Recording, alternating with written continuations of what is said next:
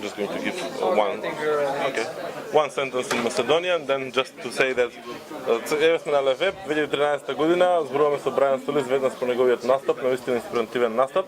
Имам таа чест да разговарам со него, нека 3-4 прашања ќе зборуваме за social media и social strategy секако. Brian, thanks for the positive response on the invitation. My pleasure. Yeah. Long story short, I mean, I'm not going to discuss about what you discussed earlier on the big stage on the web. We're going to all see the video over and over on YouTube. Hopefully with a lot of thumbs up. Well, they were commenting about the new comment system on the YouTube. So, I mean, the honesty now comes up on the YouTube as far as I know. You are beyond social media. I mean, in your words, in your books, in your discussions, all the time you have come out of the social media as a channel a long time ago. Something that many markets still struggle to do. I want to discuss more about social media and about social media strategy. The point that you make really strong points. So my first question would be: social media is another channel, yet another channel. But what about social strategy? How important is the social strategy, and how big part it should be of the overall strategy in one company? Is it important enough at the present moment? So the one thing about social media that most businesses miss is the idea that a strategy doesn't necessarily have to be relegated only to social. So for example, what's your Facebook strategy? What's your Twitter strategy? That's not a strategy. Social media and the gift that it gives to businesses, or to anyone really, is that it creates a very transparent and open platform to communicate and build relationships around. And when you have that different philosophy, you realize that even though social media is just one channel, it's a channel that changes every channel, because it forces you to take a different, more human approach to things, a bit more honest, a little bit more inspirational or engaging or entertaining, some other attributes that you haven't as a business really had to think through. And it's important that you do, because once you start to have intention, then you can have a strategy. So you know what your business objectives are, but how could you adapt those business objectives in this new open, more engaging, with a more engaging philosophy? And then once you have that, then you can design what your social media strategy would be, and that then starts to play out on Facebook or whatever it is. Yeah, sure. But it's a higher purpose, right? And it allows the business, I believe, to learn and grow over time. So that's where strategy has to start, because then that's where measurement starts to come in. You now have something to measure against, right? But most businesses don't align, and this is out of research that I've done over the years, is that most businesses around the world do not align social media strategies with business objectives today. They just don't, and that's a problem. And that's one of the reasons why social media is still having a challenge in being adopted. Yeah, well, one of the steps that you discussed about the 7 processes of adopting social strategy is that you need to explain, you need to involve C-level executives in the story. Right. Can you share some of the latest cases that you have experienced about how to do that? There are several interesting scenarios that you explain in the book, but can you share some more examples of how can you get the attention of the C-level executives? Because obviously they are the key players in this. Yeah, you know, the best advice is to stop talking about social media. You know, honestly, Yeah. executives don't know it. They don't care about it. They're being forced to get it as if it's, you know, something that they have to do. But it's not. They don't have to do anything. They have to lead a business, and they have to lead the employees, and they have to inspire customers. That's what a business leader does. So you have to get their support to better understand how to bring about the change you want to see within the organization. But that starts with you, right? You have to, what are you even trying to do with this? Because once you realize that, and once you can align that with business priorities or objectives, and then you go to an executive, maybe not the big decision maker, but maybe someone who could be what we'll call a stakeholder, someone who could be a sponsor is another word, someone who can support you in your efforts because he has or she has credibility at the C level. you'll make that case by simply saying what you're trying to do and how it's going to enable business priorities, right? It has to be an enabler for something. And then businesses and business leaders can understand then the case you're making. But I say that the best social media strategists are going to be the ones who act and think like lawyers and politicians, because you have to make a case, which means you have to build evidence, which means you have to do research. You have to have a statement that captivates the audience. And then you have to make friends. Politicians are good at shaking hands and working the hallways. And this is, social media is powerful because it's transformative, right? It might seem unimportant to executives, but it changes the very nature of your business. So this is about change management, right? This is about digital transformation at its core.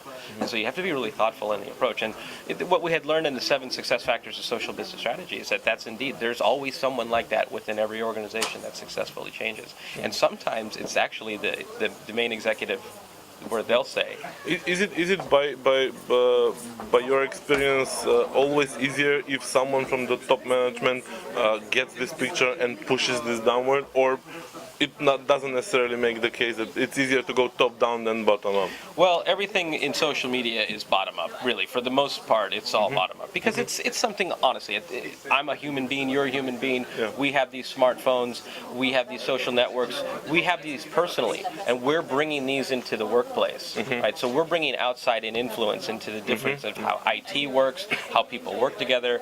So social is much about philosophy as it is about technology.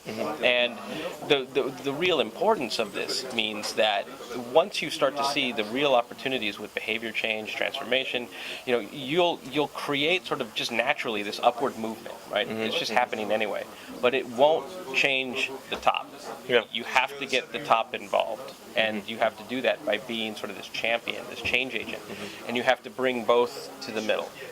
But no transformation happens without top-down support. Okay. Is building a social media strategy different from market to market and from big, small, and micro companies? I guess the answer is yes. Yeah, the obvious one. The reason is because when you align your strategies with business objectives or business opportunities too, right? Because this opens new doors. Then your social strategies are going to vary, right? Because several years ago, I went through an ethnography process to map out how social networks were being grouped together and how they were being used. It was called the conversation prism. I know. And it's something I still update to this day. But it was an exercise in social science, right? Because what you could see is the groupings of how certain people were using certain technologies.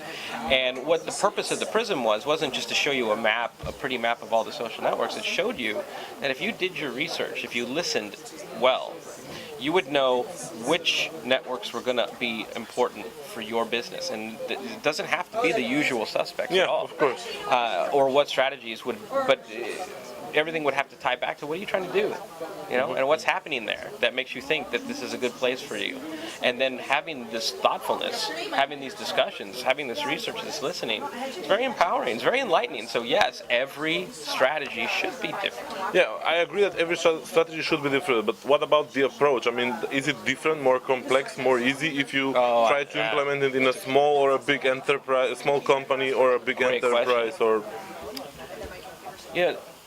when you have the business objectives and then you look at the research to see which tools are going to be necessary to help you achieve those objectives, the approach, maybe, there's some mechanics, right? We came up with 7 success factors, and we showed you sort of basic frameworks of how to approach those.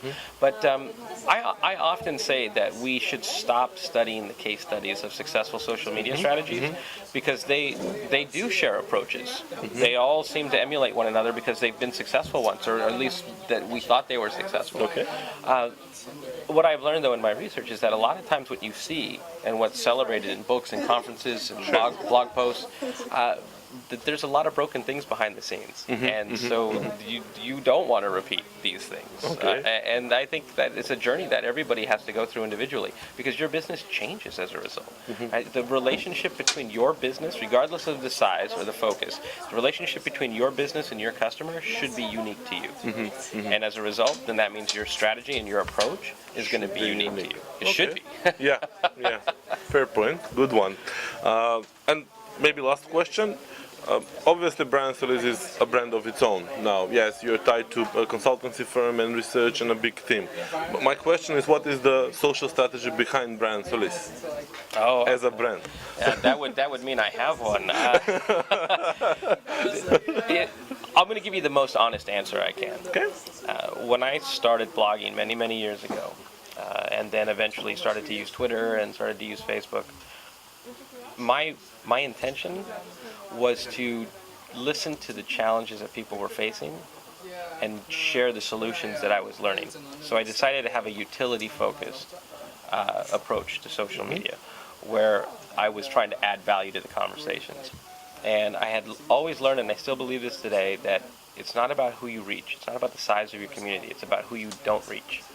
And so I would create content and then change that content across a variety of media to reach different audiences in unique ways. So video, books, social, and change the story accordingly to be culturally relevant to each platform, and try to extend my voice beyond any platform that I own, right? So other people's blogs, other people's publications, and just really tried to build an audience and a community around value and utility and help and also inspiration, because it's hard. This is really hard. You really have a choice. Do you want to be a social media strategist, or do you want to be a change agent? Because the change agents are the ones who actually lead full digital transformation within the organization. And one of the net benefits of doing so is that the company sees the customer in a new way. And I believe that the executives can feel and see what this new customer looks like.